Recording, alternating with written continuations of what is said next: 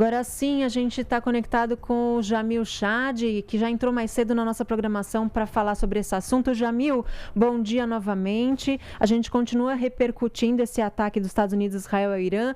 A gente podia dar uma atualizada para os nossos ouvintes e espectadores que estão entrando na nossa programação agora e que perderam essa sua primeira entrada. A gente está esperando o que dos próximos momentos desses ataques, Jamil? Estela, Rafael, bom dia mais uma vez. Olha, o que nós temos e o que o Rafael acabou de colocar, justamente o fato de que as autoridades israelenses, não confirmam se Ali Khamenei, o líder supremo do Irã, foi alvo ou não dos ataques. Houve uma coletiva de imprensa justamente para os jornalistas em Israel e a informação, pelo menos neste momento, por parte do governo israelense, é de que esse primeiro momento dos ataques eles eram direcionados contra o sistema de defesa antiaéreo, justamente do Irã. Claro, numa sinalização, Estela, de que mais pode acontecer, ou seja, novas ondas de ataques podem acontecer. É muito difícil a gente entender neste momento se isso é iminente, se isso vai acontecer nas próximas horas, ou se essa é uma preparação para um ataque maior. Que nós sabemos por enquanto. Vamos lá, retomando as informações. O dia começou, portanto, com os ataques de Israel e dos Estados Unidos contra o Irã. Teherã, a capital, e mais outras 5 cidades foram atingidas. Também foi atingido um bairro no sul de Bagdá, no Iraque, onde estavam milícias pró-iranianas, ou seja, também os ataques aconteceram fora. A retaliação do Irã já vem acontecendo horas depois, basicamente, dos ataques. Então, nós tivemos mísseis e drones iranianos disparados contra o Catar, contra o Bahrein, contra os Emirados Árabes e contra o Kuwait. Esses são os locais onde estão as bases americanas na região. Não temos ainda o número de mortos, não temos ainda o número de feridos e nem quais autoridades iranianas foram ou não atingidas. O fato é que isso tende a ser apenas o início de um processo, talvez, que possa durar, inclusive, alguns dias. Jamil, a gente tem uma atualização aqui, o Reino da Arábia Saudita condenou veementemente a flagrante agressão iraniana, graves violações da soberania dos Emirados Árabes Unidos, Bahrein, Catar, Kuwait e Jordânia, ressaltando sua total solidariedade e apoio a esses países. O reino afirma que está ao lado dessas nações em todas as medidas que tomarem para proteger sua segurança e soberania. A nota continua aqui, mas as nações começam a se posicionar e essa justificativa, a gente espera que tomem medidas para proteger, todas as medidas que possam ser tomadas para proteger sua segurança e soberania. A gente começa a entrar naquela questão de o que pode ser feito, né? Quais são essas medidas que podem ser tomadas para a segurança e soberania de um lado e do outro? O que é que não pode começar a acirrar esse confronto? Aí vamos ter de, obviamente, ver os dois lados, né? Do lado do Irã, do lado da Arábia Saudita, como você colocou, na verdade, uma demonstração de apoio à região. Sempre lembrando que a Arábia Saudita e Irã são dois rivais na região. Então, claro, os sauditas tomando o lado dos países do Golfo, dizendo que os ataques iranianos são ataques que violam justamente a soberania desses países. Do outro lado, você tem, claro, os apoiadores do Irã dizendo que são os ataques de Israel e dos Estados Unidos que estão violando a soberania do Irã. Enfim, essa é a situação dos dois lados. Agora, tivemos recentemente Emmanuel Macron, presidente da França, dizendo que, claro, a guerra tem graves consequências para a paz internacional e para a segurança, e pedindo que a escalada seja interrompida, a escalada, claro, de tensão, a escalada militar. Para a França, o Irã não tem escolha senão negociar o fim dos seus programas nucleares. Então, na verdade, a França fazendo um alerta ao governo do Irã, dizendo que o Irã não tem escolha, precisa abandonar os seus programas nucleares. O presidente da França, Macron, ainda disse justamente que a França, como membro permanente do Conselho de Segurança da ONU, está convocando uma reunião de emergência do Conselho de Segurança. Ainda não há uma data, mas provavelmente nos próximos dias, para lidar com essa situação. Ô Jamil, a gente conversava aqui mais cedo e eu pensava, você acredita que esses esforços que o Donald Trump disse ter colocado em prática para as negociações diplomáticas, para que essas negociações chegassem a alguma resolução antes desses ataques, você acha que elas realmente aconteceram, esses esforços foram reais, ou eles só não passam de uma justificativa de que a gente tentou, não deu certo, então agora toma bomba? Essa é a questão, porque realmente as negociações aconteceram, primeiro por meses de forma sigilosa, depois nas últimas semanas publicamente em Genebra, inclusive. Agora, é uma negociação que exige que o outro lado basicamente capitule, né? Que apresente basicamente um encerramento do seu programa nuclear. Não só que reduza, não só que haja algum tipo de controle, mas sim que haja o abandono justamente do seu programa nuclear. Do lado iraniano, a pergunta, eu diria, muito direta aos americanos. A primeira delas é se Israel também vai abandonar as suas armas nucleares não declaradas. Não há uma oficialização da existência de armas nucleares em Israel, mas os iranianos, na verdade, a região toda acusa Israel de ter armas nucleares. Então, como é isso? Eu abro mão do meu programa nuclear, mas Israel mantém o seu? Como que é esse equilíbrio de poder na região? Né? Então, quais seguranças o Irã teria? Essa é basicamente a pergunta que o Irã faz. E a outra pergunta que o Irã faz, insisto, não estou aqui defendendo o governo do Irã, só estou colocando qual é a posição do governo do Irã. E o governo do Irã diz o seguinte: olha, todos os países têm direito a ter programas nucleares, por que eu não? Então, também essa é outra questão. Do outro lado, você tem, claro, o governo de Israel, o governo americano, dizendo, olha, o governo de Israel, do Irã, não tem esse direito, porque ele declara abertamente que quer a aniquilação de Israel. Então, essa é a confusão, e é por isso, voltando à tua pergunta sobre as negociações, por isso que elas vivem um impasse, porque não existe hoje nenhum tipo de entendimento, nenhum tipo de meio termo. Olha, você pode manter um pouco do seu programa nuclear, que foi um acordo que o Obama fechou com o Irã lá atrás, em 2015, falando, olha, vamos ter um programa de enriquecimento de urânio no Irã, ok, mas sob controle internacional. O Irã topou, as sanções começaram a ser retiradas. Quando Donald Trump venceu a primeira eleição lá atrás, ele desfez o acordo. Então, claro, é nesse momento que nós estamos. E Jamil, né, a nossa redação acaba de passar a informação para a gente aqui que Israel declarou estado de emergência, ordenou também que fiquem fechados colégios, estabelecimentos e também proibiu reuniões sociais aí, enfim, que as pessoas realmente se reúnam em vários tipos de estabelecimento, bares, restaurantes, enfim. A situação realmente é muito complicada, muito complexa, e há pouco eu passei aqui um pouco do perfil do Khamenei, né, e queria que você também nos ajudasse a entender essa figura política que chegou a ficar 5 anos sem aparições públicas. Ele aparece pouco realmente na comparação com outras lideranças. O líder iraniano, de fato, ele tem um poder absoluto, toda essa estrutura de poder no Irã. Ele não é apenas um líder religioso, ele é um líder político, sem dúvida nenhuma. E aí vamos entender, 79, a Revolução Iraniana, uma revolução que não imediatamente estabeleceu um governo islâmico, não foi essa a questão. A Revolução Iraniana em 79 era contra um regime que também era opressor, que era o Shah do Irã, mas era um opressor que estava ao lado dos Estados Unidos, que garantia contratos de petróleo para os Estados Unidos. Então, era um opressor do povo iraniano, mas que, para os interesses das grandes potências ou da potência americana, não representava um problema, muito pelo contrário, era um aliado. Essa população faz a revolta, inicialmente, ela não é imediatamente islâmica, ela é de oposição.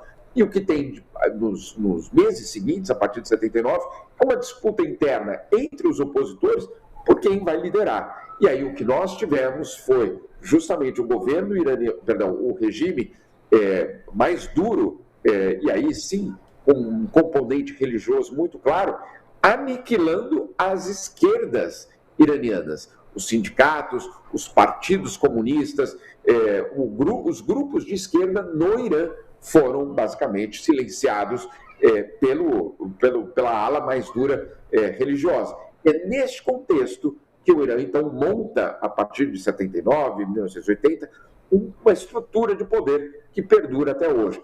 Que ela perdura não apenas na questão religiosa, ou não apenas na questão política, mas também econômica. Alas inteiras da Guarda Revolucionária controlam indústrias no Irã. Então, é muito mais do que um poder político. É um poder político, religioso e econômico. Muito interessante todo esse cenário, né? Embora seja preocupante também. E a Guarda Revolucionária, né, é uma força militar criada lá em 1979, exatamente, né, para garantir ali digamos assim, a sobrevivência do sistema político iraniano. O Ali Khamenei, Jamil, por ter esse poder supremo que você acabou de nos explicar, ele também tem, né, o total controle do que faz a Guarda Revolucionária, imagino eu. Sem dúvida nenhuma. A Guarda Revolucionária é um pilar, basicamente, dessa estrutura. Na verdade, o que dá o sustento, basicamente, em termos militares. Não é por acaso, Rafael, que tanto os europeus quanto os norte-americanos declararam a Guarda Revolucionária como um grupo terrorista, obviamente, com sanções, inclusive, porque sabem desse pilar que representa a Guarda Revolucionária. No caso de Ali Khamenei, sim, é um personagem que, sem dúvida nenhuma, está no centro de toda essa discussão. A questão, e aí eu acho que foi você que trouxe logo antes da minha entrada, que nós não sabemos neste momento se os ataques foram direcionados a Ali Khamenei, porque o governo de Israel se recusou a responder a essa pergunta. Mas, ao mesmo tempo, se nós olharmos onde caíram as bombas, principalmente em Teherã, há suspeita de que sim, houve uma tentativa justamente de visar as lideranças políticas. Se isso inclui Khamenei ou não, vamos esperar aí para ver. O governo iraniano dá várias indicações de que ele estaria em um local seguro e que não teria sido atingido. Mas, insisto, estamos no meio do primeiro dia, basicamente, de conflito, e numa guerra, a primeira vítima é sempre a verdade. Jamil, você falou agora há pouco sobre a Arábia Saudita ser uma possível aliada dos Estados Unidos e de Israel. Dentro dessa polarização, a gente teria, então, de um lado, Estados Unidos, Israel, Arábia Saudita, Emirados Árabes, do outro, em apoio ao Irã, o Iêmen, o Paquistão. Quais outras nações você pode colocar nesse tabuleiro de um lado e de outro para a gente saber o que esperar dessas nações? A aliança, vamos dizer assim, oficial, obviamente, é entre Estados Unidos e Israel. Essa é uma aliança absolutamente inquebrável, pelo menos tem sido nos últimos anos. A questão é que o Irã representa uma ameaça, ou pelo menos é considerado uma ameaça, para outros países do Oriente Médio. Então, por exemplo, e aí para a gente colocar na geografia, para que haja um míssil de Israel até o Irã, ele passa por outros países. E a questão esses outros países, então, permitiram que os mísseis israelenses simplesmente passassem pelo seu espaço aéreo? O que significa isso na prática? Que esses países ou foram cúmplices ou deram um sinal verde para que esses ataques acontecessem. Um deles é a Jordânia. A Jordânia também é um aliado do governo norte-americano. Então, é um pouco mais complicado do que simplesmente colocar Israel de um lado, países árabes de outro. Dentro do grupo árabe, vamos dizer assim, existem muitas divisões. Como você colocou, ao lado do Irã, que sequer árabe o Irã persa, né? uma outra linha, inclusive. Mas ao lado do Irã, como você colocou, estão alguns grupos. Está o Iêmen, sem dúvida, os Houthis no Iêmen, o Hezbollah, Hamas. Qual é o problema do Irã nos últimos anos? É que esses grupos já foram sendo enfraquecidos justamente por Estados Unidos e por Israel.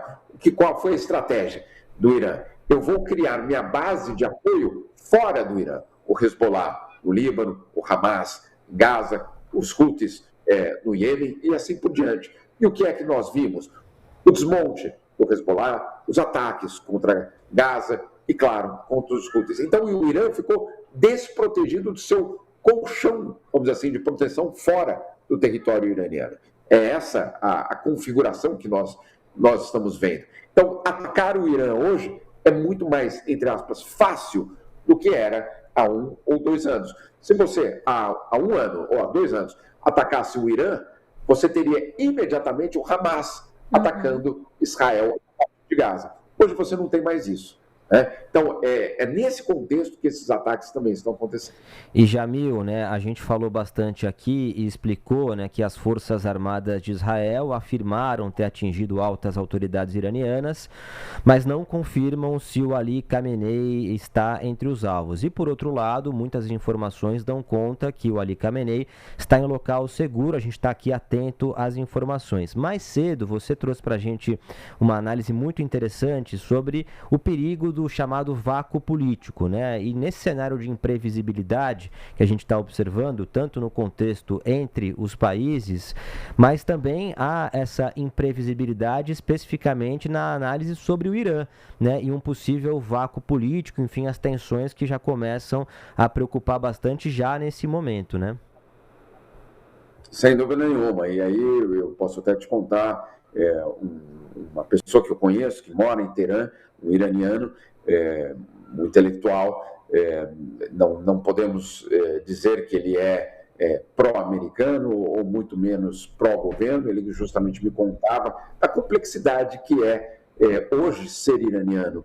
Um artista, por exemplo, que vive sob censura do governo do iraniano, ou seja, ele não tem simpatia nenhuma pelo governo iraniano. Ao mesmo tempo, ele diz, mas o que vai significar um ataque de um governo estrangeiro ao meu país, criando que situação interna? Então, era uma preocupação que ele tinha justamente na criação de um vácuo.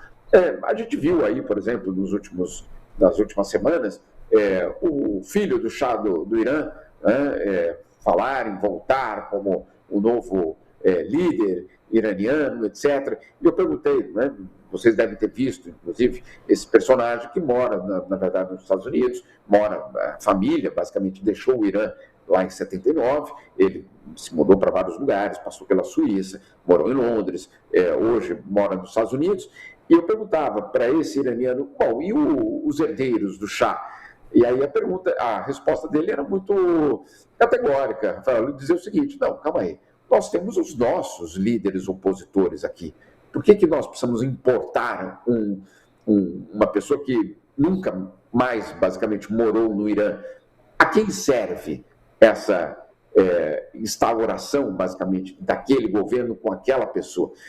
Insisto, é muito mais complicado do que um jogo de futebol. Você torcer para um lado ou torcer para o outro. Eu torço para o time Estados Unidos, porque, afinal de contas, o regime do Irã é perverso. Ok. Ou eu torço para o regime do Irã porque o imperialismo norte-americano é perverso. Também ok. A realidade é sempre mais complexa.